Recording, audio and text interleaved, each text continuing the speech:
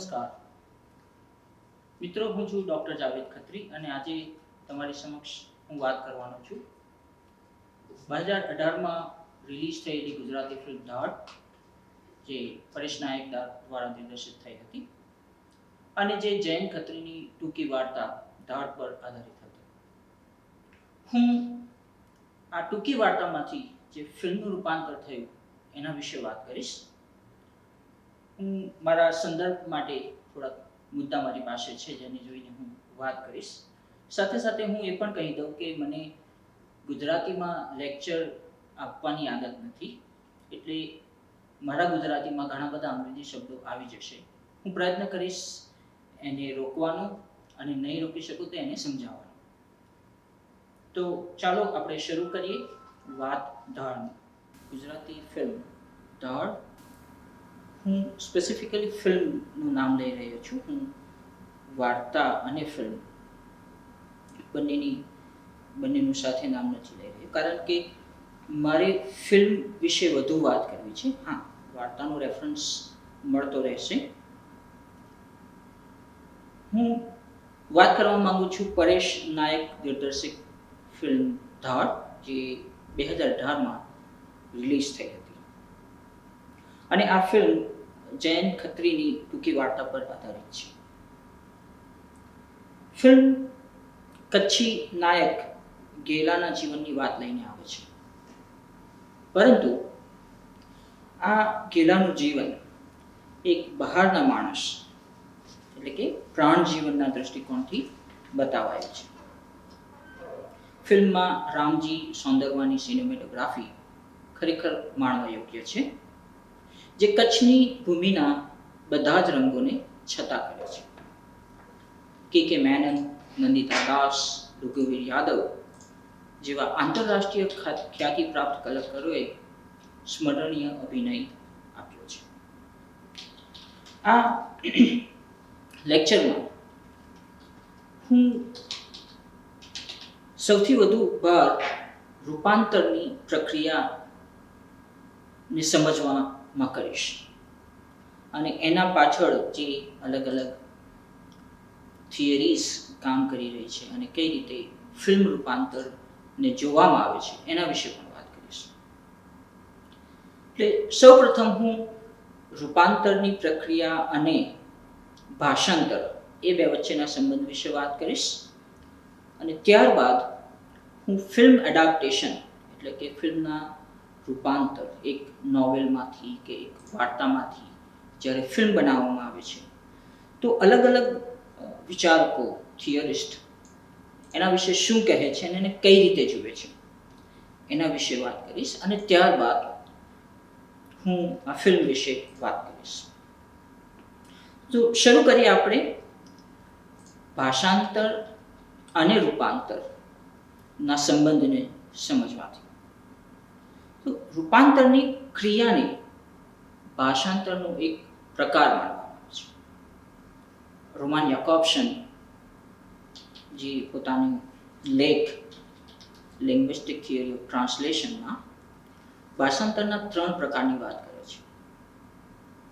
એમનો પહેલો પ્રકાર છે ઇન્ટરલિંગ્વલ ટ્રાન્સલેશન, એટલે કે એક ભાષામાંથી બીજી ભાષામાં કરાતા ભાષાંતરને ઇન્ટરલિંગ્વલ ટ્રાન્સલેશન કહેવાય છે, જેને આપણે સાદી ભાષામાં પ્રોપર ટ્રાન્સલેશન તરીકે પણ ઓળખીએ છીએ, કે જ્યાં બે ભાષાઓ સંકળાયેલી છે. એટલે કે અંગ્રેજીમાં કંઈક લખાયું છે ને જે આપણે ગુજરાતીમાં ટ્રાન્સલેટ કરી રહ્યા છે, ભાષાંતરિત કરી રહ્યા છે, તો ગુજરાતીમાં કંઈક લખાયું છે જેને આપણે અંગ્રેજીમાં અથવા હિન્દીમાં અનુવાદિત કરીએ. સો જેને રોમન યાકોબ્સન ઇન્ટરલિંગ્વલ ટ્રાન્સલેશન કહે છે. ભાષાંતરનો બીજો પ્રકાર યાકોબ્સનના મતે ઇન્ટ્રાલિંગ્વલ ટ્રાન્સલેશન છે, જ્યારે એક જ ભાષાની કૃતિને એ જ ભાષામાં ફરીથી ફેરફાર સાથે અથવા સરળ રીતે રજૂ કરવામાં આવે તેને ઇન્ટ્રાલિંગ્વલ ટ્રાન્સલેશન કહેવામાં આવે છે. જ્યારે આપણે આ વાર્તા ધાડની વાત કરીએ તો સૌથી પહેલા ફિલ્મ એ વાર્તા 1953માં પ્રકાશિત થઈ હતી અને ફરીથી એ વાર્તા કેટલાક ફેરફાર સાથે પ્રકાશિત થઈ છે. તો આ જે ચેન્જ આવ્યો પહેલા પ્રકાશનમાં અને બીજા પ્રકાશનમાં, એને યાકોબસનની દ્રષ્ટિએ આપણે ઇન્ટ્રાલિંગ્વલ ટ્રાન્સલેશન કહી શકીએ. અથવા બીજી રીતે જોઈએ તો શેક્સપિયરનું નાટક લખાયું છે અંગ્રેજી ભાષામાં, અને એ જ નાટકને કથાના સ્વરૂપમાં અંગ્રેજીમાં જ પ્રેઝન્ટ કરવામાં આવે. તમને પુસ્તકો મળશે શેક્સપિયર સ્ટોરીઝ, એટલે કે એના જ નાટકોને સ્ટોરીના ફોર્મમાં, કથાના ફોર્મમાં રજૂ કરવામાં આવે છે. તો એને પણ આપણે ઇન્ટરલિંગ્વલ ટ્રાન્સલેશન કહી શકીએ. ત્રીજો પ્રકાર જે આપણા માટે બહુ મહત્વનો છે રૂપાંતરને સમજવા માટે, ત્રીજા પ્રકારને રોમન યાકોબસન ઇન્ટરસિમિયોટિક ટ્રાન્સલેશન કહે છે. જ્યારે કૃતિને એક સાંકેતિક પદ્ધતિમાંથી બીજી સાંકેતિક પદ્ધતિમાં મૂકવામાં આવે તો એને ઇન્ટરસિમિયોટિક ટ્રાન્સલેશન કહેવામાં આવે છે. સિમિયોટિક્સ અંગ્રેજીમાં છેલ્લા 100 વર્ષમાં આ શબ્દ ખૂબ જ પ્રચલિત થયો છે.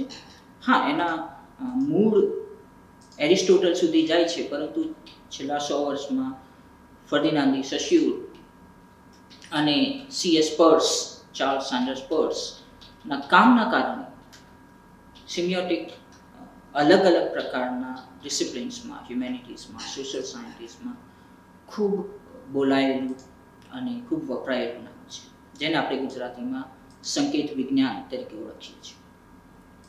ફ્રેન્ચ ટ્રેડિશનમાં સિમિયોટિક્સને સિમિયોલોજી કહેવામાં આવે છે, જે શબ્દ ફર્ડિનાન્દ ડી સોસ્યુરે આપેલો, જ્યારે અમેરિકન ટ્રેડિશનમાં સિમિયોટિક્સ તરીકે ઓળખાય છે, જે C.S. પર્સે યુઝ કર્યું. તો જ્યારે એક કૃતિ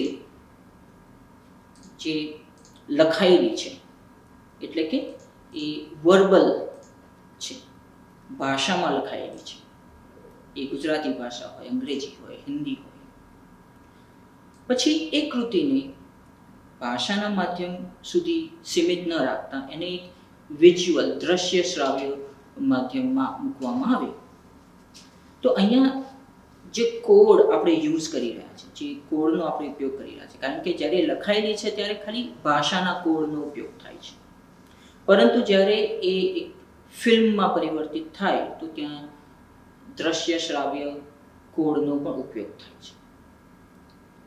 એટલે આ જે ફેરફાર આવ્યો એક પ્રકારના કોડમાંથી, તમે એને નવા પ્રકારના કોડમાં મૂકો છો, એને ઇન્ટરસિમિયોટિક ટ્રાન્સલેશન કહેવામાં આવે છે.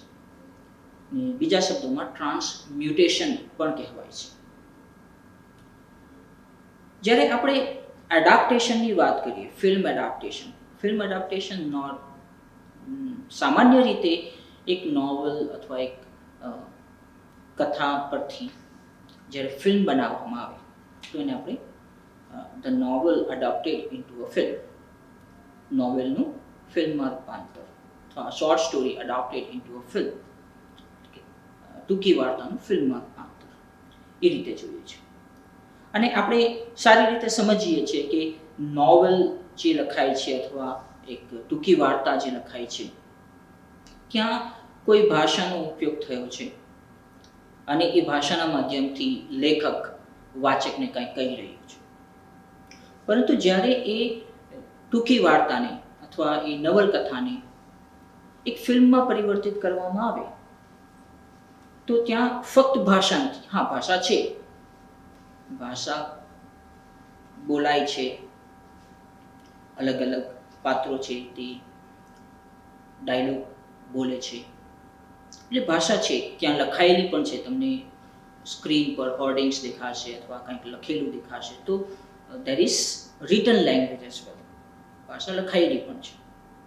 પણ તેની સાથોસાથ ત્યાં સંગીત છે, ગીત છે, બેકગ્રાઉન્ડ મ્યુઝિક છે, ફ્રેમિંગ છે, કે જ્યાં કેરેક્ટર ઊભા છે, પાત્રો ઊભા છે, એની સાથોસાથ ફ્રેમમાં બીજું પણ ઘણું બધું છે.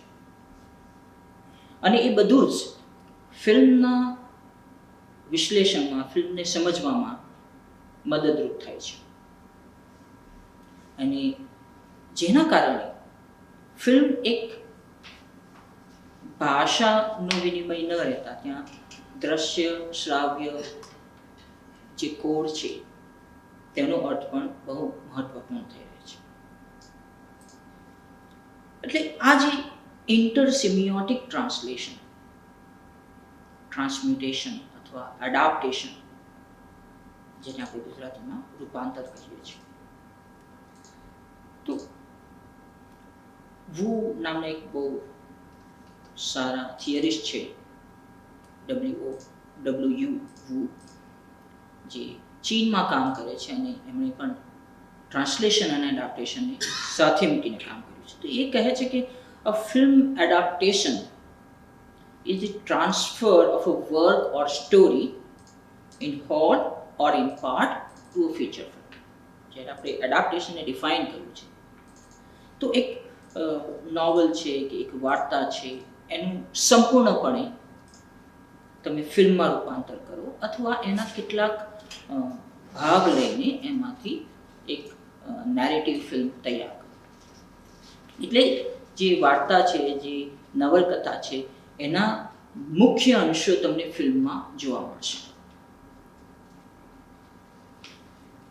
તો એક ઐતિહાસિક દૃષ્ટિકોણથી જોતા લગભગ દરેક વાર્તા અથવા દરેક કૃતિ એ એક પ્રકારનું રૂપાંતર જ છે. કારણ કે કોઈ એક વિચાર અલગ અલગ લેખકો અલગ અલગ રીતે પ્રસ્તુત કરે છે. જે આપણે દ્વૈતવાદની વાત કરીએ છીએ, ડ્યુઆલિઝમ, ફોર્મ અને કન્ટેન્ટ,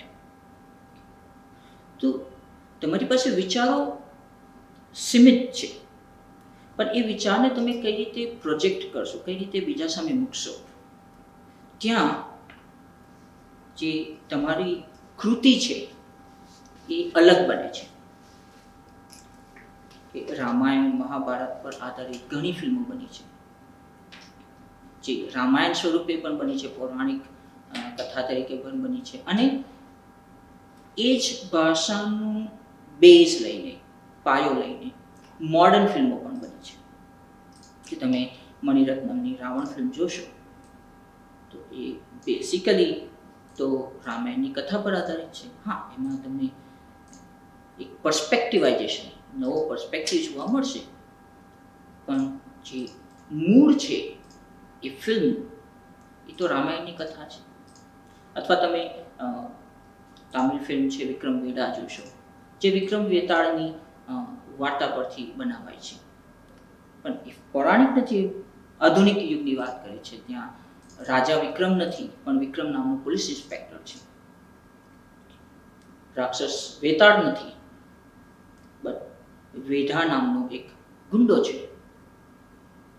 અને જે ફોર્મ છે, જે નેરેટિવ ટેકનિક છે, એ તમને વિક્રમ વેતાળ જેવી મળશે, પરંતુ એક ફિલ્મ નવા રૂપમાં આવે છે.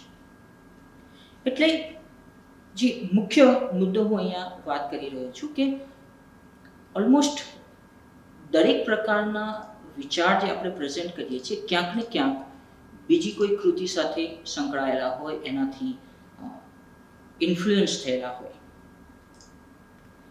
એટલે double exposure fiction into film નામની ખૂબ જ મહત્વની ચોપડી છે, જોય ઓલ બોયુમે લખેલી, એન્ડ 1986માં એ પબ્લિશ થઈ. જ્યાં બોયુમ જ્યારે રૂપાંતર કરવામાં આવે છે તો એમાં 6 મુખ્ય મુદ્દાઓ વિશે વાત કરે છે. પહેલો મુદ્દો છે viewer as reader, variation of interpretation. એટલે કે તમે જ્યારે એક ફિલ્મ જુઓ છો, તમે વ્યુઅર, ઓડિયન્સના રૂપમાં ત્યાં જાઓ છો, અને એનું સૌથી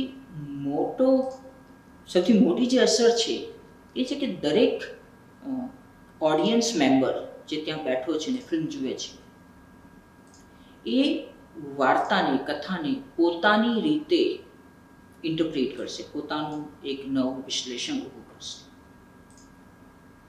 એટલે તમે એક ચોક્કસ ઇન્ટરપ્રિટેશન, ચોક્કસ વિશ્લેષણ પર ફિલ્મને શું કહેવાય, ફિલ્મનો માપદંડ તમારું એક ચોક્કસ વિશ્લેષણ ન હોઈ શકે, કારણ કે મલ્ટિપ્લિસિટી ઓફ મિનિંગ એ દ્રશ્ય શ્રાવ્ય માધ્યમનું સૌથી મોટું એમ્બેલિશમેન્ટ છે કે એના કારણે એ માધ્યમ વધુ ને વધુ રસપ્રદ બનતું જાય છે.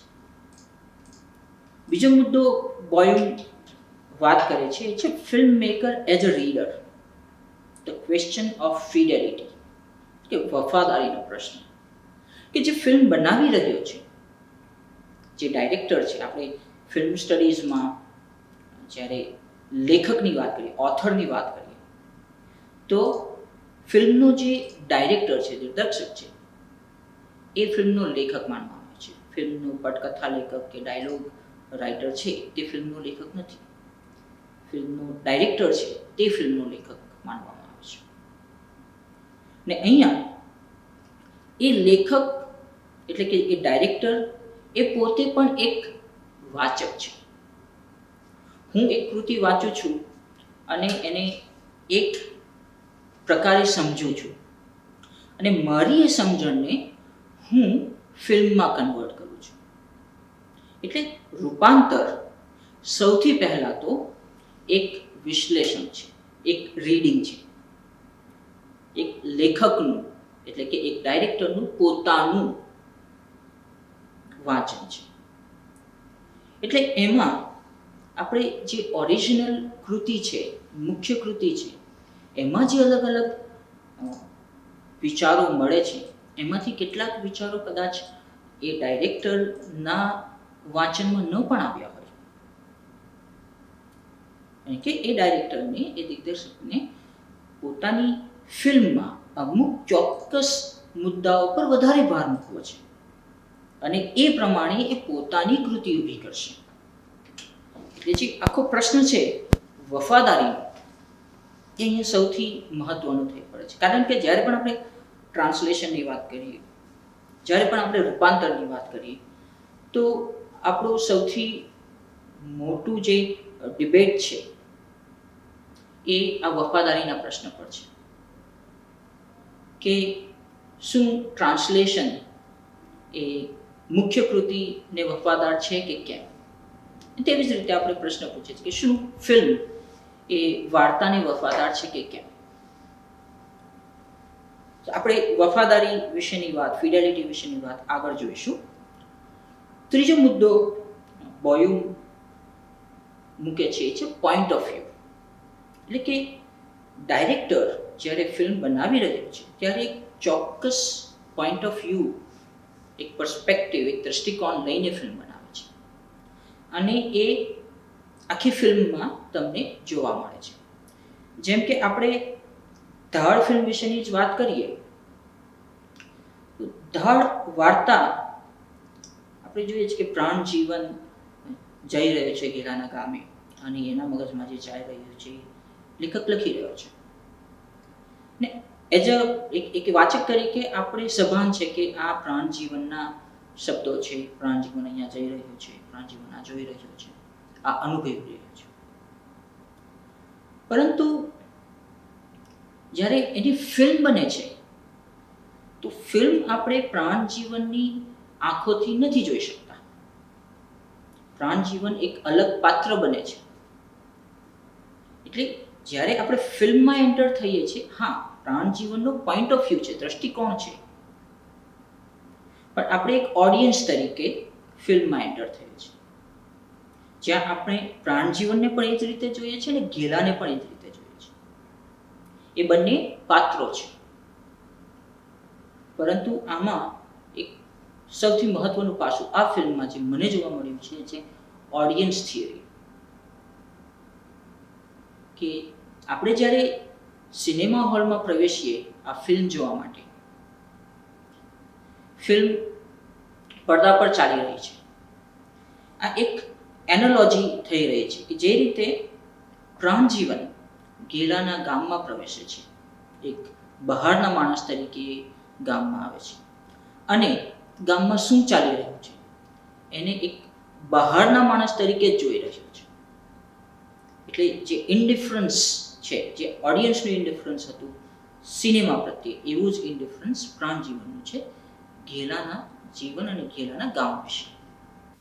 ચોથો મુદ્દો બોયમ વાત કરે છે સ્ટાઇલ એન્ડ ટોન. એટલે કે જ્યારે એક વાર્તાને કથાને ફિલ્મમાં રૂપાંતરિત કરવામાં આવે તો કયા સ્ટાઇલમાં કઈ શૈલીમાં એ ફિલ્મને રજૂ કરવામાં આવશે. માની લો કે આપણે ઢાળ ફિલ્મની વાત કરીએ, ત્યાં એક થ્રિલર ટચ આપવાનો પ્રયત્ન થયો છે કે જે ઘેલાનું પાત્ર છે શરૂઆતથી એક રહસ્યમય પાત્ર તરીકે આપણી સામે રજૂ થયું છે અને ધીરે ધીરે એના પાત્રની અલગ અલગ જે વમળો છે ખુલતી જાય છે અને છેવટે આપણને ખબર પડે છે કે ઘેલો એક ધાડપાડું છે. હા, નામથી ફિલ્મના નામથી આપણને શરૂઆતથી ખબર છે કે ત્યાં ધાડ વિશેની વાત છે, પણ ઘેલો કયા પ્રકારનો માણસ છે એના વિશેની જે માહિતી છે તે આપણને એક પ્રેક્ષક તરીકે ધીરે ધીરે મળે છે. અને ટોનમાં ભાષાનો ઉપયોગ પણ મહત્વનો થઈ પડે છે. તમે જ્યારે વાર્તા વાંચશો તો વાર્તા તમને જે સ્ટાન્ડર્ડાઇઝ ગુજરાતી આપણે કહીએ એની ઘણી નજીક ગુજરાતીમાં લખાયેલી છે. જ્યારે ફિલ્મની ગુજરાતીમાં કચ્છી ગુજરાતીની મહેક એવા શબ્દો જોવા મળ્યા છે જે એક કચ્છી ટોન ઊભો કરે છે પ્રેક્ષકો માટે. એની પાછળ એક કારણ છે કે જ્યારે આપણે એક વાર્તા વાંચીએ છીએ એની સાથે સાથે એક ઇમેજિનેશન ક્રિએટ કરીએ છીએ અને વાર્તાને એ ઇમેજિનેશનમાં સમજીએ છીએ. પરંતુ જ્યારે આપણે ફિલ્મ જોઈ રહ્યા છીએ, ફિલ્મમાં આપણી પાસે જોવા માટે કાંઈક છે. એટલે આપણું ઇમેજિનેશન જે છે તે ખાલી એક કનેક્ટિંગ લેવલ પર થશે, પણ આપણે જે વાર્તા ચાલી રહી છે આપણી આંખો સામે એને બદલી નહીં શકીએ. એટલે જો તમારે કચ્છ વિશેની ફિલ્મ જોવી છે તો ત્યાં કચ્છ તમને દેખાવું જોઈએ, કચ્છ તમને સંભળાવવું જોઈએ. અને આ ફિલ્મમાં એ ખૂબ મજબૂત પાસું છે કે મ્યુઝિક, સંગીત ફિલ્મના ડાયલોગ, ત્યાં તમને એ કચ્છ દેખાય છે, સંભળાય છે, જે તમને ફિલ્મને એક ઓથેન્ટિસિટી આપે છે. પાંચમો મુદ્દો બોયમ રજૂ કરે છે મેટાફોર, સિમ્બોલ એન્ડ એલેગોરી. જ્યારે આપણે કંઈક લખીએ છીએ તો ત્યાં મેટાફોર, રૂપક ઊભા કરવા, પ્રતીક ઊભા કરવા એ કમ્પેરેટિવલી ફિલ્મના દ્રશ્ય શ્રાવ્ય માધ્યમના સંદર્ભે સહેલું છે. તો જે રૂપક, જે પ્રતીક વાર્તામાં છે, કથામાં છે, એ જ પ્રતીક તમને ફિલ્મમાં જોવા મળે છે. અને જોવા મળે છે તો એ વાર્તા જેટલા જ ઇફેક્ટિવ છે. અને જો નથી જોવા મળતા તો કેમ નથી જોવા મળતા? એ પ્રશ્ન એક રૂપાંતરની પ્રક્રિયામાં આપણે સમજવો પડે.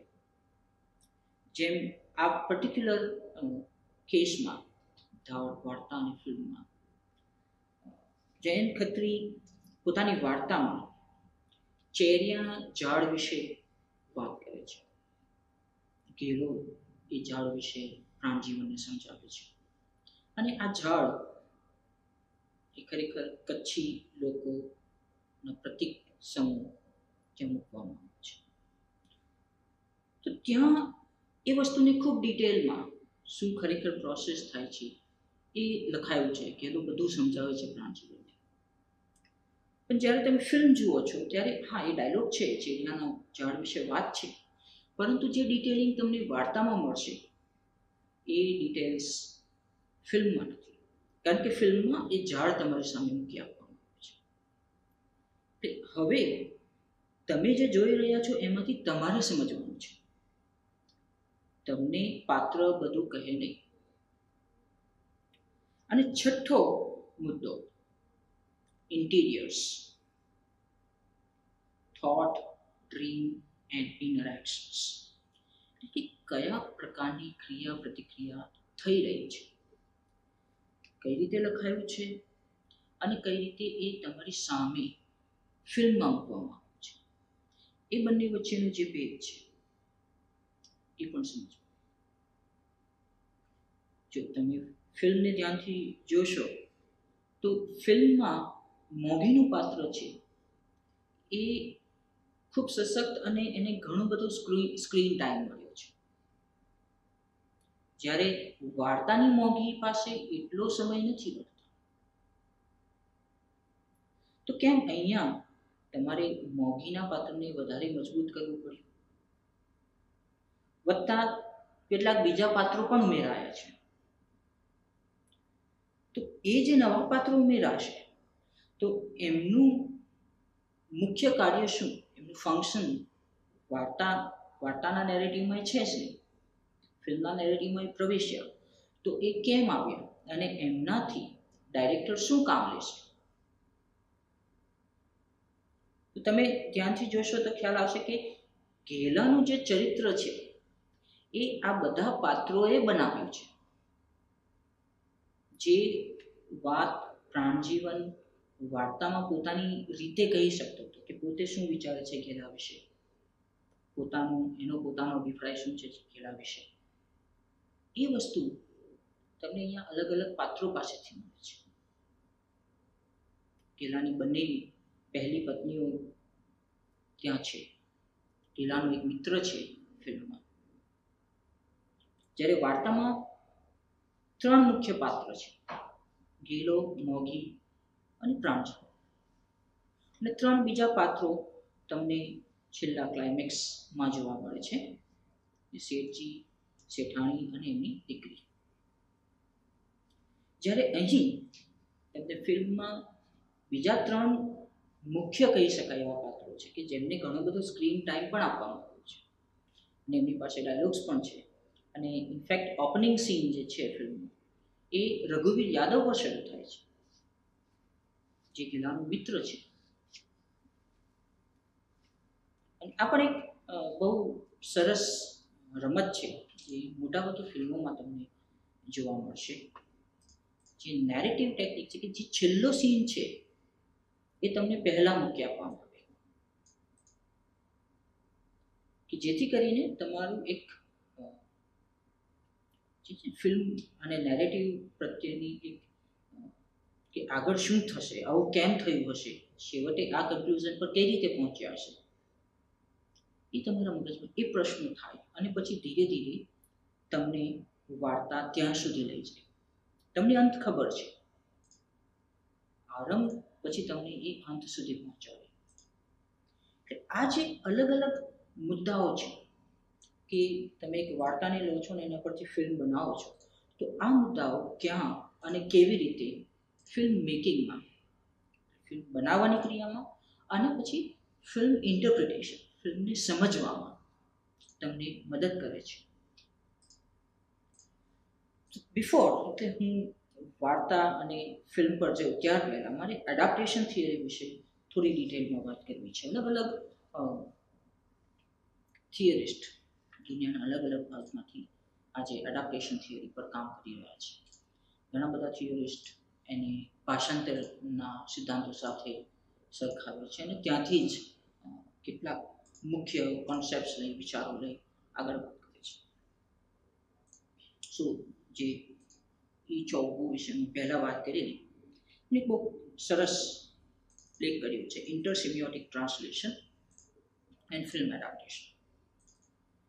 જેમાં કહે છે કે adaptation is a ubiquitous phenomenon,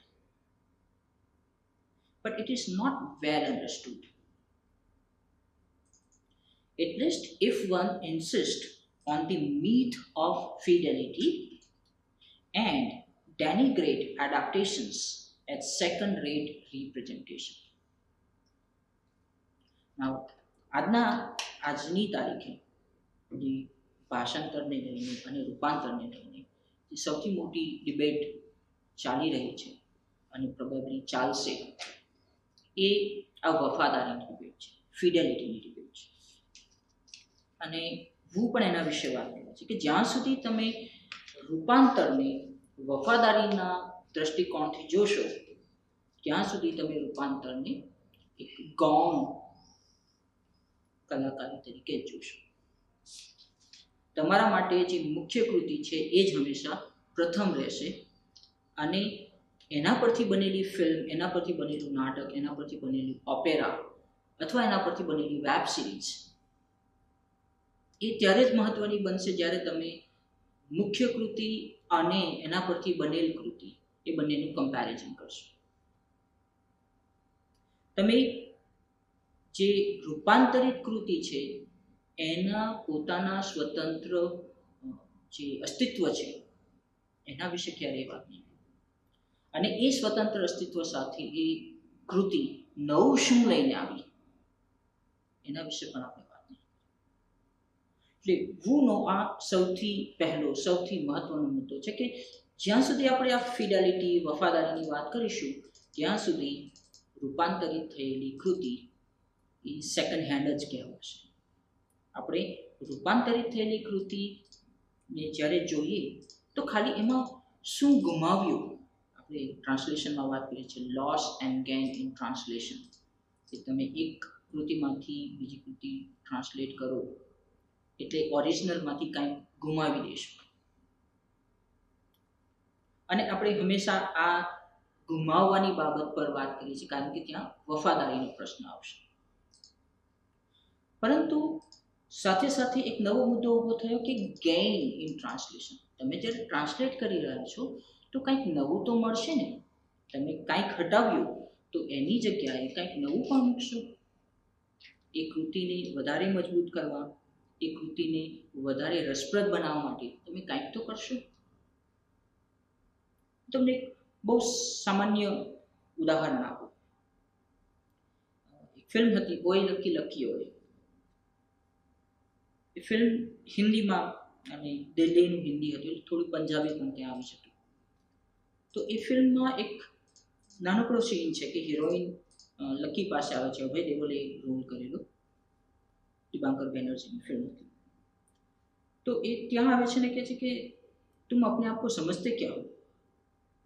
તો પેલો જે હીરો છે થોડું વિચારીને પછી કહે છે વિનોદ ખન્ના. બહુ સામાન્ય ડાયલોગ છે, આમાં કોઈ બહુ મોટી વાત નથી, આપણને મજા આવશે એ ડાયલોગ સાંભળવામાં. પરંતુ જ્યારે આનું ટ્રાન્સલેટ થયું, સબટાઇટલિંગ થયું, સબટાઇટલિંગ ઇંગ્લિશમાં થયું અને ઇંગ્લિશ ઓડિયન્સ માટે થયું, તો ત્યાં જ્યારે આ પ્રશ્ન પૂછવામાં આવ્યો what do you think of your self, normally આપણે એવું કહીએ કે જે પ્રોપર નાઉન હોય, જે નામ હોય એ ટ્રાન્સલેટ નથી કરાતા. તો એ કારણ એ પર્ટિક્યુલર સંદર્ભમાં વિનોદ ખન્ના જ મુકાવવો જોઈએ. વિનોદ ખન્ના તો પ્રોપર નામ છે, એક્ટર છે, ઇન્ડિયામાં બધા ઓળખે છે એમને. પરંતુ ઇન ઇંગ્લિશ ટ્રાન્સલેશન એનું નામ બની ગયું ક્લિન્ટ ઇસ્ટવુડ. વિનોદ ખન્નાને ક્લિન્ટ ઇસ્ટવુડ નામથી ટ્રાન્સલેટ કરવા. હવે અહીંયા એક સમજવા જેવી બાબત છે કે તમારું જે ટ્રાન્સલેશન થઈ રહ્યું છે એ તમારા ઓડિયન્સને ધ્યાનમાં લઈને થઈ રહ્યું છે. તમારી કૃતિ, જે મુખ્ય કૃતિ આપણે કહીએ છીએ, સોર્સ ટેક્સ્ટ આપણે કહીએ છીએ, એ મહત્વની છે. એનો અર્થ જે ટાર્ગેટ ટેક્સ્ટ છે એમાં મળવો જોઈએ. તો અહીંયા એક નવા પ્રકારનું બેલેન્સ ઊભું કરવામાં આવ્યું કે વિનોદ ખન્ના ખૂબ જાણીતા એક્ટર છે, પરંતુ એ એટલા મોટા એક્ટર નથી ભારતમાં જેવા આપણે અમિતાભ બચ્ચનને ગણીશું. તો એની સામે નવું નામ એવું જ મૂકવામાં આવ્યું ક્લિન્ટ ઇસ્ટવુડ. હા, બહુ ફેમસ એક્ટર છે, પરંતુ એ રોબર્ટ ડી નીરો નથી. એટલે આ જે બેલેન્સ છે એ તમારું અર્થ છે એનું સાતત્ય જાળવવા માટે બદલાયું, પરંતુ ત્યાંના કોન્ટેક્સ્ટમાં, ત્યાંના સંદર્ભમાં એ એટલું જ મહત્વનું રહ્યું. એટલે અહીંયા જે ટ્રાન્સલેટર છે, જે રૂપાંતરિત કરી રહ્યો છે, એની કલા તમારી સામે આવે છે કે એની પાસે એક ટેક્સ્ટ છે, કૃતિ છે જોવા માટે, પરંતુ એના કરતાં મોટી વસ્તુ એની સામે એક ઓડિયન્સ છે. અને એ ઓડિયન્સ આ કૃતિનો સ્વીકાર કરશે કે નહીં કરે એ સૌથી મોટો મુદ્દો છે. અને ફિલ્મ મેકિંગ એ એક કે કોમર્શિયલ પ્રોજેક્ટ છે. હજારો લાખો રૂપિયા એમાં નાખવામાં આવે છે ત્યારે એક ફિલ્મ બને છે. એટલે એક કમર્શિયલ રિક્વાયરમેન્ટ ત્યાં રહેલી છે કે ઓડિયન્સ એને સ્વીકારે, એક સૌથી મહત્વનું પાસું છે. એટલે જ્યાં આપણે ખાલી ગુમાવવાની વાત કરતા હતા ત્યાં હવે આપણે કંઈક નવું સ્વીકારવાની પણ વાત કરવી પડશે. અને એના કારણે તમે જ્યારે ધાડ કૃતિને જુઓ છો તો કૃતિને લઈને તમે જો સ્ક્રિપ્ટ તૈયાર કરશો તો વધારેમાં વધારે 6 થી 7 સીન તમે ડેવલપ કરી શકશો. વાર્તા એટલી જ છે, એમાં વધારે દ્રશ્યો નથી.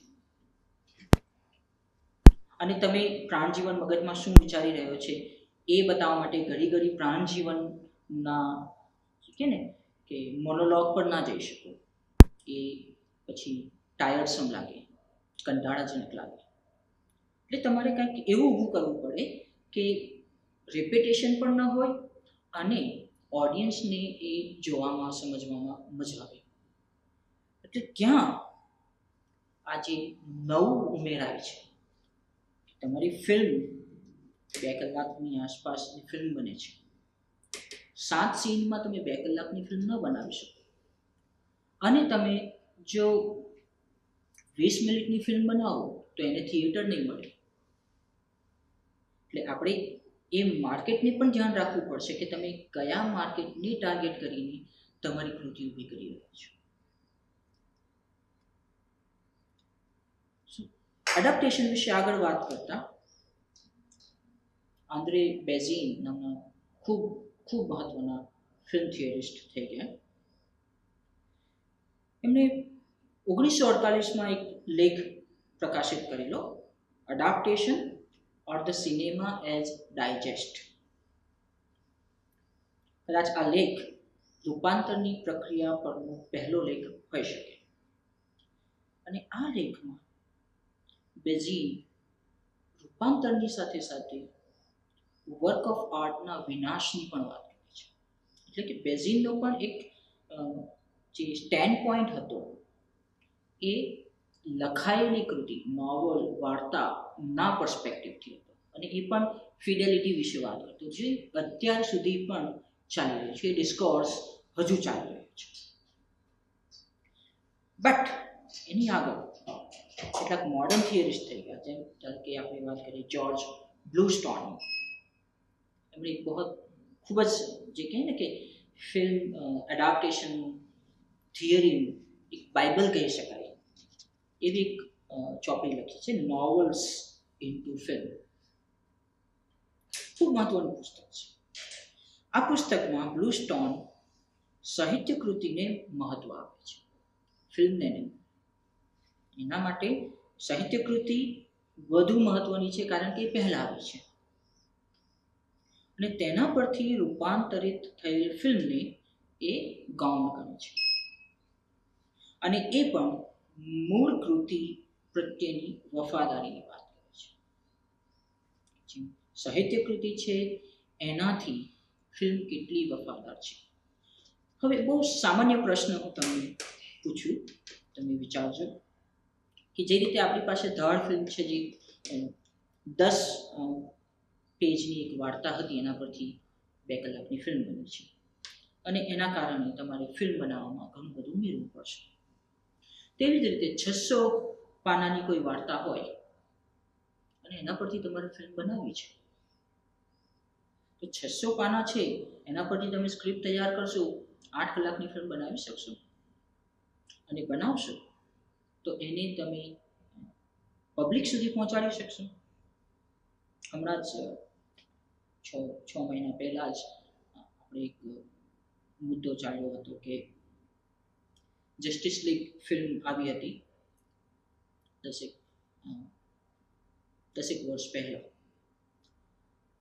અને એ ફિલ્મ માંડ 2 કલાક અને 12-15 મિનિટની ફિલ્મ હતી. જ્યારે ડાયરેક્ટરે હવે એનો નવો કટ, ડાયરેક્ટર્સ કટ કહેવાય છે ને, એ રિલીઝ કર્યું, જે 4 કલાકની ઉપરનો છે, એને થિયેટર નથી મળ્યા, એને ઓટીટી પ્લેટફોર્મ પર જ જોવું પડ્યું. તો આ જે ફેરફાર આવ્યો છે કે એક વાર્તા પરથી તમે ફિલ્મ બનાવો છો તો તમારે ઉમેરવું પડશે, એક નવલકથા પરથી ફિલ્મ બનાવો તમારે કંઈક ઘટાડવું પડશે. તો આ મુદ્દા પર બ્રાયન મેકફાર્લેન એક પુસ્તક લખે છે, નોવેલ ટુ ફિલ્મ્સ. અને મેકફાર્લેન આ વફાદારીના પ્રશ્ન પર જ પ્રહાર કરે છે. એ કહે છે કે વફાદારીના પ્રશ્ન રૂપાંતરની પ્રક્રિયાને વધુ સંકુલ બનાવે છે.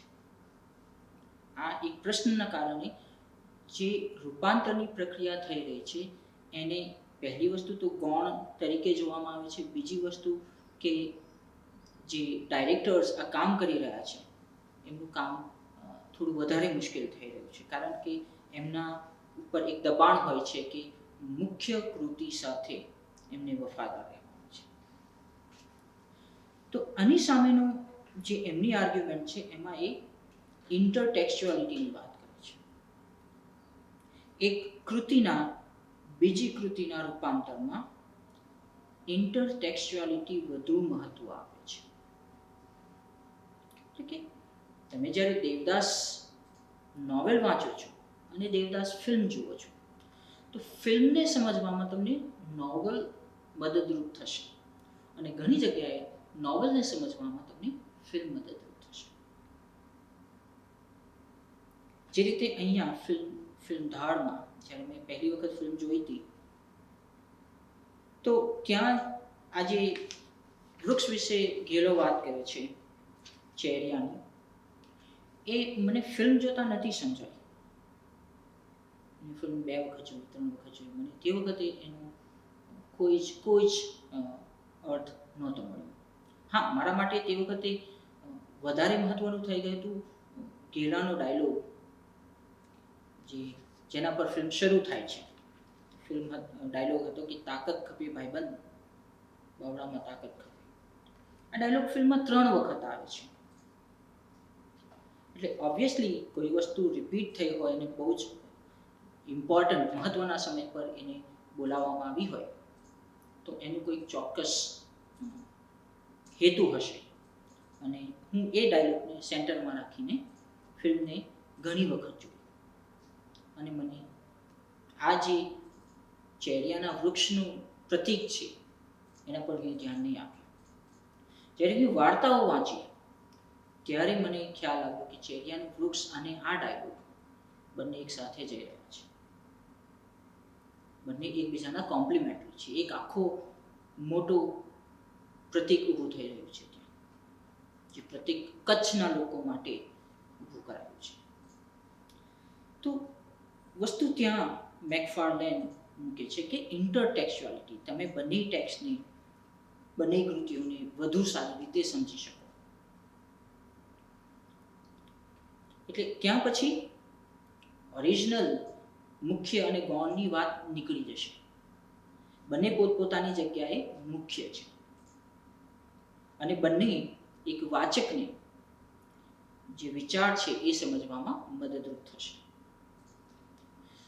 બીજો ઇમ્પોર્ટન્ટ મુદ્દો મેકફાર્લેન મૂકે છે એ છે ક્રોનોટોપ.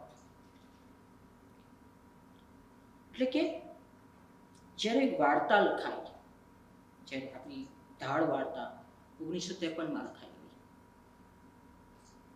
તે વખતે આપણું સામાજિક રાજકીય જે સંદર્ભો હતા અને જ્યારે ફિલ્મ બની ત્યારે જે સામાજિક અને રાજકીય કન્ડિશન છે, પરિસ્થિતિ છે, બંનેમાં બહુ જ મોટો તફાવત છે. અને આ તફાવત ફિલ્મ અને કૃતિને સમજવામાં તમને મદદરૂપ થશે. એટલે ક્રોનોટોપ બક્તિનિયન કોન્સેપ્ટ છે. Chronos is time, top is place. એટલે ટાઈમ એન્ડ પ્લેસ, સમય અને સ્થળ. આનું તમને બહુ જ સારું ઉદાહરણ જોવું હોય રૂપાંતરના દ્રષ્ટિકોણથી તો દેવદાસ ફિલ્મ અને દેવદાસ નોવેલ અને દેવડી ફિલ્મ.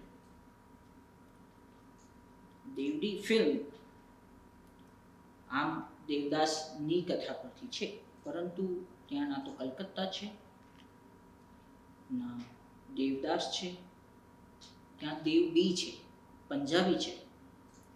તમને પંજાબ અને દિલ્હી બતાવવામાં આવે છે. એમના નામો બદલાઈ ગયા છે. ચંદ્રમુખી નથી, ત્યાં ચંદા છે. પાર્વતી નથી, ત્યાં પારો છે. ચુન્નીલાલ નથી, ત્યાં ચુન્ની છે. અને એક આખો આધુનિક યુગ તમારા દેવદાસને એમને આધુનિક બનાવી દીધું છે. એટલે એની સમસ્યાઓ પણ આધુનિક છે.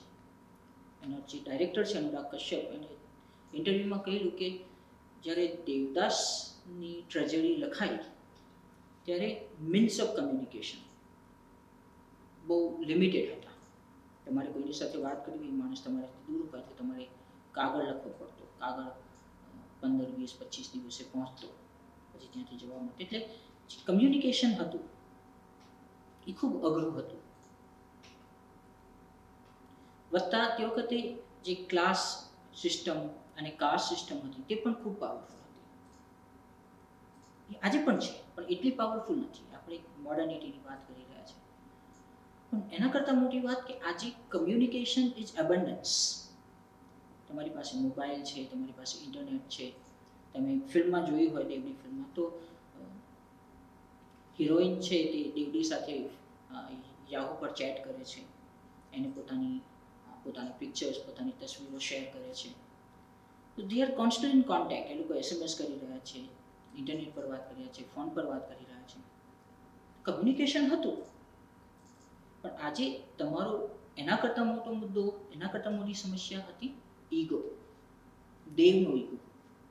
ઇવન દેવના જે પિતા હોય છે તે દેવને પોતે કહે છે કે મારે તારું લગ્ન પારો સાથે કરાવવું હતું, પણ તારો ટેસ્ટ ખરાબ થઈ ગયો છે. જ્યારે દેવદાસની ફેમિલી સૌથી મોટો મુદ્દો હતો. તો આ જે ચેન્જીસ થઈ રહ્યા છે એને ક્રોનોટોપના લેવલ પર જોવા પડે. સમય અને સ્થળ બદલાઈ ગયું. તેવી રીતે દાળમાં કયો સમય હતો અને આજે આપણે કયા સમયમાં ફિલ્મ જોઈ રહ્યા છીએ. 2018માં જ્યારે ફિલ્મ રિલીઝ થઈ ત્યારે કચ્છને એક ટુરિસ્ટ સ્પોટ બનાવી દેવામાં આવ્યું છે. અને જેને વાર્તા વિશે ખ્યાલ નથી એ ફિલ્મને એક નવા દૃષ્ટિકોણથી જોશે. એ ફિલ્મને કચ્છના 1950ના કચ્છ વિશે વાત નહીં કરે. એના માટે હમણાંનું કચ્છ છે. કદાચ એ કચ્છના રણોત્સવમાં ગયો હોય અને ત્યાંના એના જે અનુભવો હોય એની સાથે આને કમ્પેર કરશે. એટલે chronotopic analysis supports multi-modal representations and interpretations of text. કારણ કે જે ક્ષણે તમે ટેક્સ્ટને એક સ્થળ કાળમાંથી લઈને બીજા સ્થળ કાળમાં મૂકો, તમારા મોડાલિટીઝ બદલાઈ જશે. એટલે તમારે એને અલગ રીતે જોવું પડશે. Literary or filmic, since each of them produces meaning from its own distinct context, its time and space. Robert Stam is a very important film theorist, academician, and he teaches in Oxford. અને એના પુસ્તકો આપણે text books તરીકે use થાય છે. એ પણ ક્રોનોટોપને સાથે રાખીને રૂપાંતરની વાત કરી છે. તો હવે ધડ ફિલ્મ પર આવીએ કે જ્યાં ફિલ્મનું એક સૌથી મહત્વનું પાસું એ હતું કે એને કચ્છની ધરતીનું એક દસ્તાવેજીકરણ કરી નાખ્યું.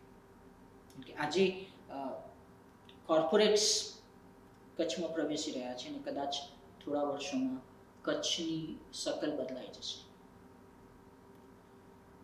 એટલે ફિલ્મના પ્રતીકો, સિમ્બોલ્સ વિશે લખતા શાહ કહે છે કે મૂળ વાર્તાની પ્રતિકાત્મકતાનો વિસ્તાર થાય છે. ફિલ્મમાં મૂળ વાર્તાની જે પ્રતિકાત્મક છે એને વિસ્તરિત કરવામાં આવે છે. સૌથી મોટો સિમ્બોલ છે ઘેલો, જેને લીધે ફિલ્મમાં ઘેલો કચ્છની ધરતી સંસ્કૃતિના પ્રતીક રૂપે સ્પષ્ટપણે ઉપસી આવે છે. બીજા શબ્દોમાં કહીએ તો ઘેલો કચ્છની ધરતી જેવો જ મોહક, ક્રૂર ને ન પાણ્યો છે. ને બીજી તરફ દાજી શેઠનું પાત્ર આધુનિક અર્થવ્યવસ્થાના પ્રતિનિધિ સ્વરૂપ છે. શોષણખોર, રંગહીન પરંતુ ફળદ્રુપ, જે ઘેલા પાસે નથી, જે કચ્છ પાસે નથી, કે દાજી શેઠ પાસે છે, જે કોર્પોરેટ પાસે છે. પોતાનો વંશવેલો આગળ ધપાવી શકનાર કોર્પોરેટ્સ.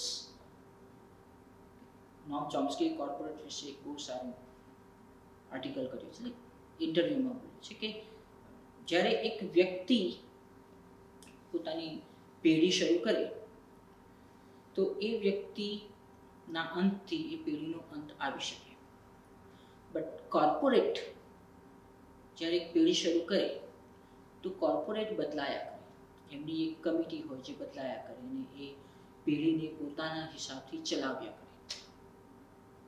એનો ક્યારેય અંત નથી આવતો, એ હંમેશા ફળદ્રુપ જ રહે છે. જે સિમ્બોલ, જે પ્રતીક અહીંયા મૂકવામાં આવે. ફિલ્મના અંતે ઘેલાને દાજી શેઠની સગર્ભા દીકરીના પેટને જોઈને થતો પક્ષઘાતનો હુમલો એ ખરેખર તો આધુનિક મૂડીવાદી અર્થવ્યવસ્થા સામે થતી કચ્છી ધરતીની હાર છે. મહેશ્વરી પોતાના લેખમાં ધાડ ફિલ્મને ખરેખર કચ્છનું છેલ્લું દસ્તાવેજીકરણ કહે છે. તમે જોઈ શકશો કે જે પાત્રો ગુજરાતી ભાષા બોલી રહ્યા છે ફિલ્મમાં, એમાં તમને કચ્છી શબ્દો જોવા મળશે, જે એક ઓથેન્ટિસિટી આપે છે, જે મોટાભાગની હિન્દી ફિલ્મોમાં પણ આ વસ્તુ નથી જોવા મળતી. ઘણા સંવાદ એવા પણ છે કે પ્રેક્ષક એને સમજી નથી શકતો, કારણ કે એમાં એવા શબ્દો છે જે સામાન્ય ગુજરાતી જે આપણે લોકો બોલીએ છીએ, વાંચીએ છીએ, લખીએ છીએ એના કરતા અલગ છે. અને ત્યાંથી શરૂ થાય છે એ કચ્છનું રંગ, જે આપણને ફિલ્મ જોવા તરફ ખેંચી જાય છે, દોરી જાય છે. આ ગુજરાતી તમને વાર્તામાં નથી મળતું. વાર્તાનું ગુજરાતી એક સાહિત્ય ગુજરાતી છે જે આપણે આરામથી સમજી જઈએ છીએ. ફિલ્મ વિશે વાત કરતા આપણે જોઈએ કે આખી ફિલ્મ પ્રાણજીવનના દ્રષ્ટિકોણથી બતાવાય છે. શરૂઆતમાં આપણે ઘેલાની સળગતી ચિતા જોઈએ છીએ અને પ્રાણજીવનને ઘેલાના શબ્દો યાદ આવે છે.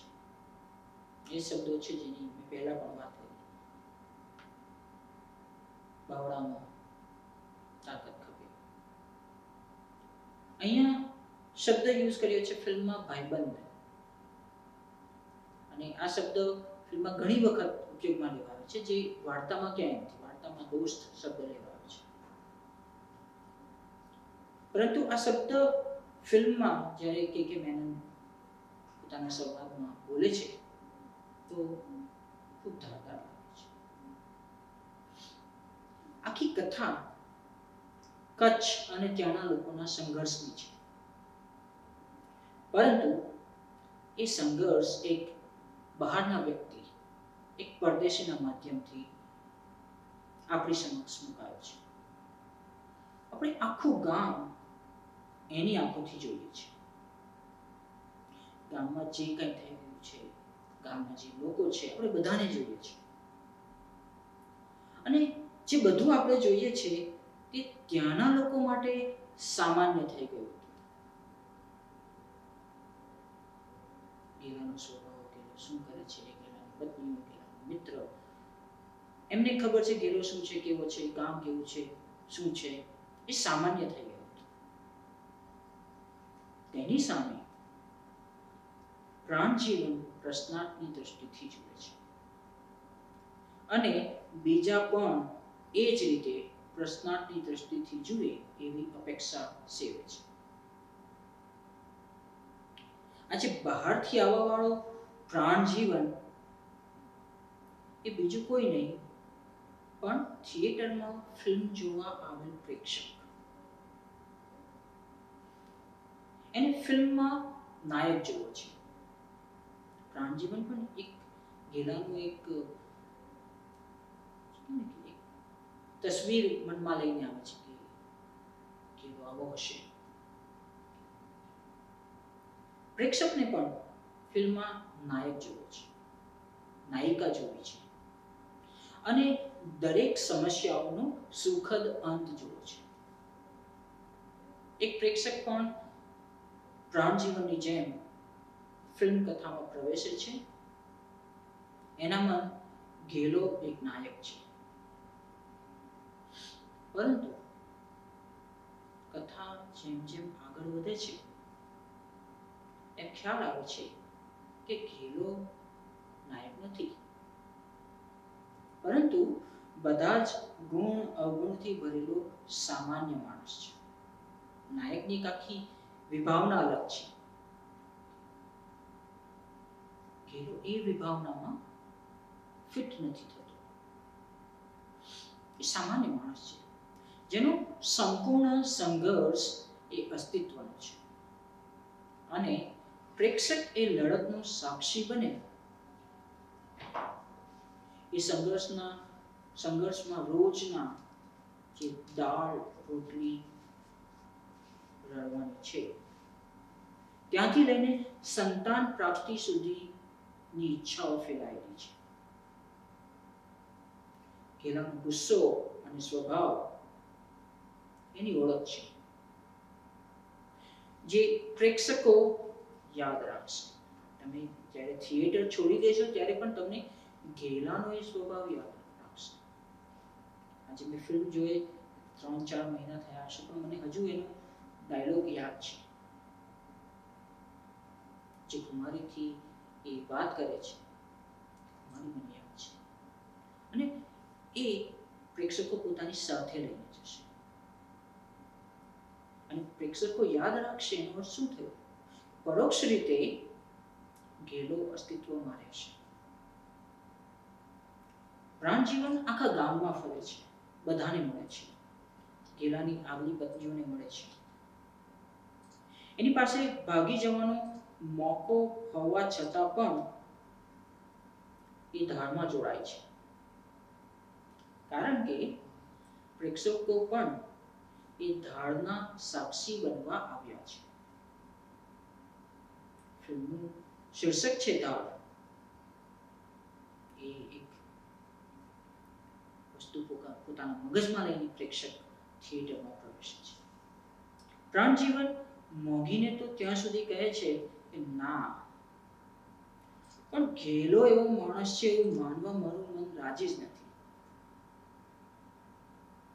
આ વાક્ય પ્રેક્ષકગણનું પાત્રો કેન્દ્રી નેરેટિવ ના મધ્ય અને અંતનો ખેવના વ્યક્ત કરે છે. એમ કે આપણે વિલિંગ સસ્પેન્શન ટુ ડિસબિલીફ એ માનવા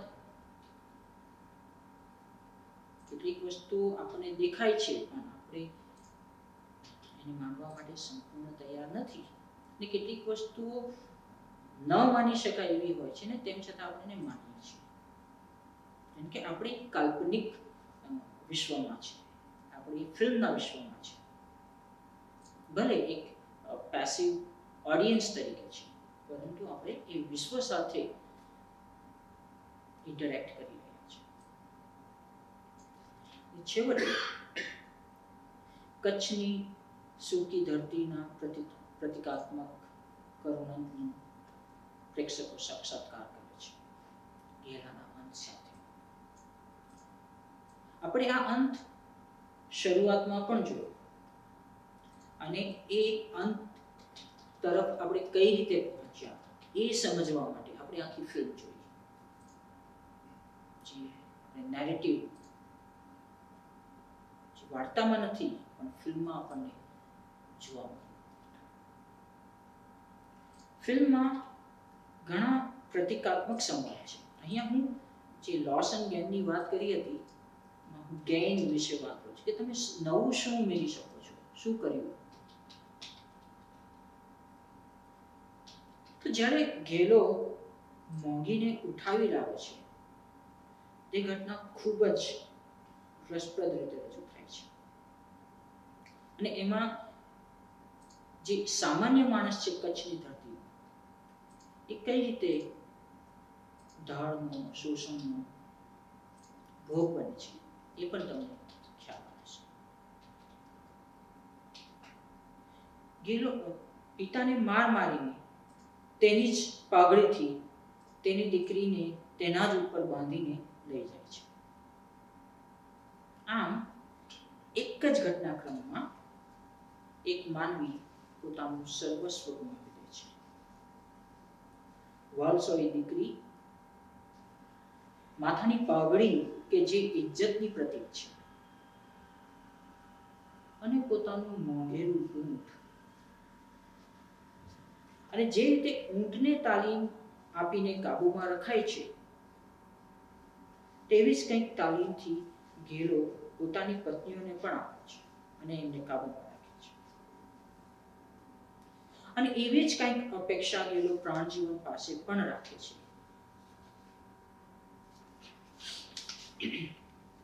એક સમયે તો ઘેલો કહે પણ છે કે મને રાડો પાડતી બાયડી કે રાડો પાડતો સાંડિયો ન ખપે.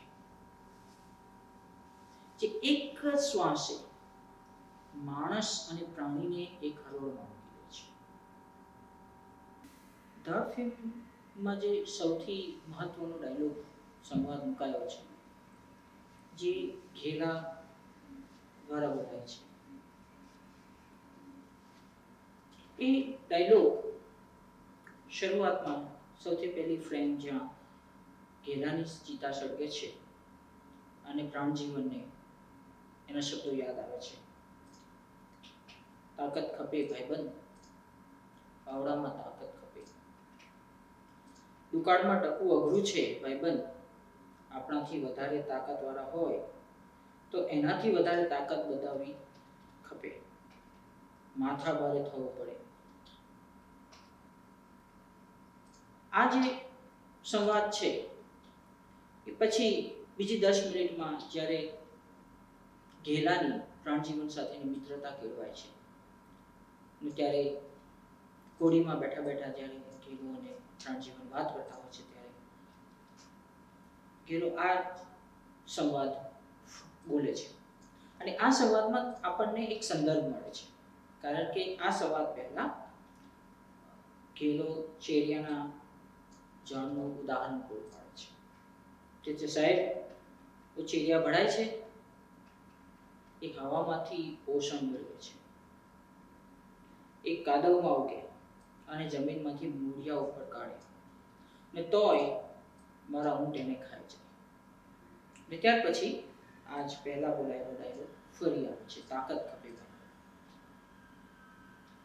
ત્યારે આપણે ફિલ્મમાં આ સંવાદ જોઈએ છે તો આપણને ક્યાંય કોઈ ઉણપ નથી દેખાતી, કારણ કે સંવાદને એ રીતે એનું ફિલ્માંકન થયું છે.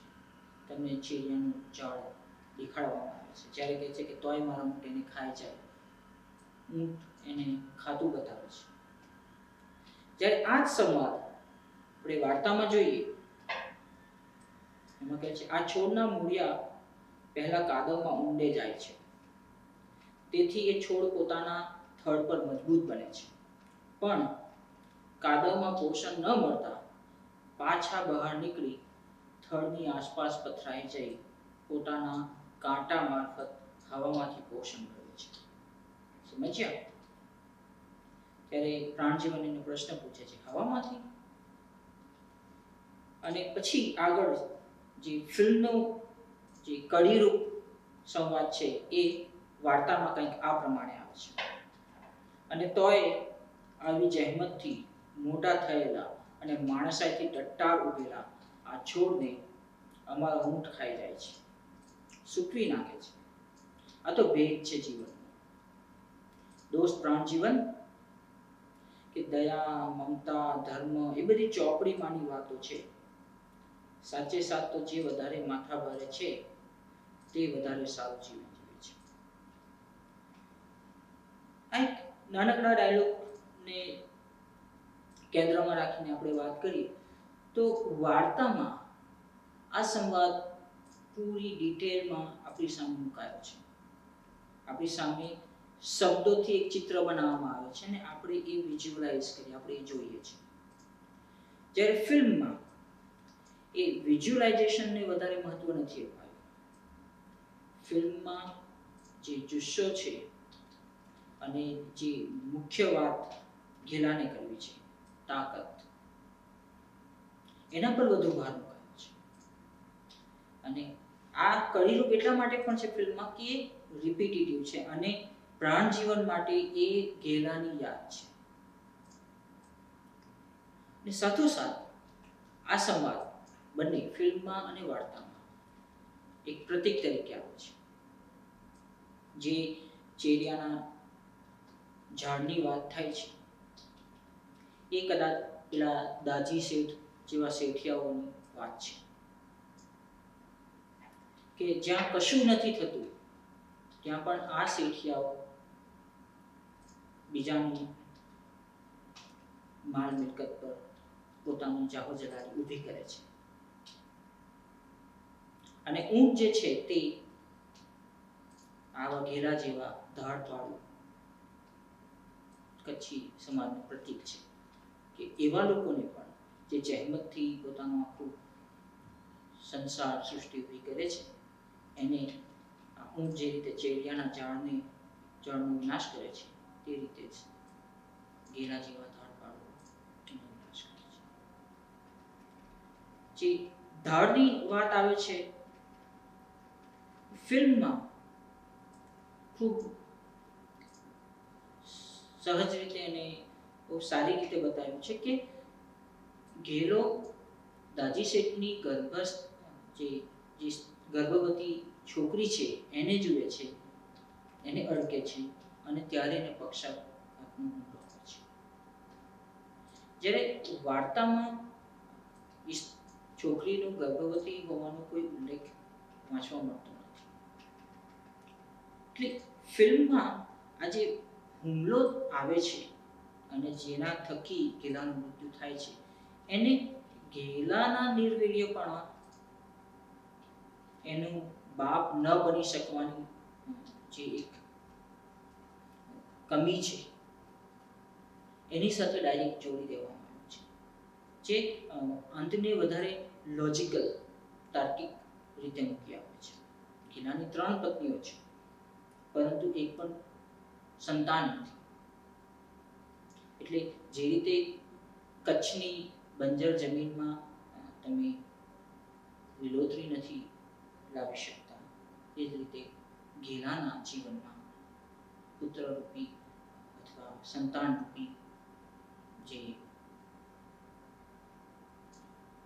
સંપત્તિ આવવી જોઈએ એ મેળવવામાં નિષ્ફળ જાય છે. અને કદાચ એના કારણે જ એ પહેલી ને બીજી ને ત્રીજી આમ પત્નીઓ બદલતો રહે છે. ક્યાંક કોકથી એની સંતાન પ્રાપ્તિ થાય. તો અહીંયા મુખ્ય વસ્તુ એ નથી કે જ્યારે ફિલ્મ બનાવવામાં આવી તો એને ફિલ્મમાં વાર્તાને જેવી છે એવી પ્રસ્તુત કરી કે નહીં. એના કરતાં વધારે મહત્વની વસ્તુ એ છે કે જ્યારે ફિલ્મ બનાવવામાં આવી ત્યારે ઘણા લોકો જે આ વાર્તા વિશે સભાન નહોતા, જે આ વાર્તા વિશે જાણતા નહોતા, એ પણ ફિલ્મનું ટ્રેલર જોઈને કે પછી ફિલ્મ જોઈને એ વાર્તા સુધીની વાર્તા થયા છે. અને આ પણ એક જે કહે ને કે ઇન્ટરટેક્સ્ચ્યુઅલ આસ્પેક્ટ છે રૂપાંતરણનું, કે હું જે 2018માં ફિલ્મ જોઈશ અને એ ફિલ્મ જોયા પછી મને એવું થશે કે ના, વાર્તા વાંચવી જોઈએ અને હું મુખ્ય કૃતિ તરફ પાછો વળીશ. તો રૂપાંતરણનું આ પણ એક બહુ મોટું ફંક્શન છે જેના વિશે આપણે વિચારતા નથી કે એ ઓડિયન્સને મુખ્ય કૃતિ તરફ પાછા વાળે છે.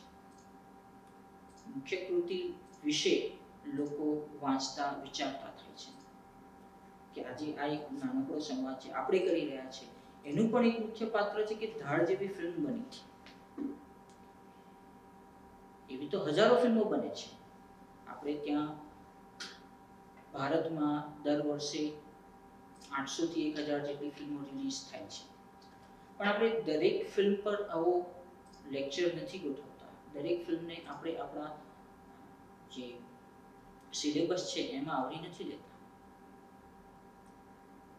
પરંતુ આ એક રૂપાંતરિત એક કથા પરથી બનેલી ફિલ્મ છે અને એના કારણે આપણે કથા અને ફિલ્મ બંનેને સાથે મૂકીને જે એક જોવાની પ્રયત્ન કરી રહ્યા છે, એના કારણે આજે આ ફિલ્મ વિશે આપણે ચર્ચા કરી રહ્યા છે. જે વાર્તા આજથી 70 વર્ષ પહેલા લખાયેલી, એની એ વાર્તા વિશે પણ આજે ફરી આપણે ચર્ચા કરી રહ્યા છીએ.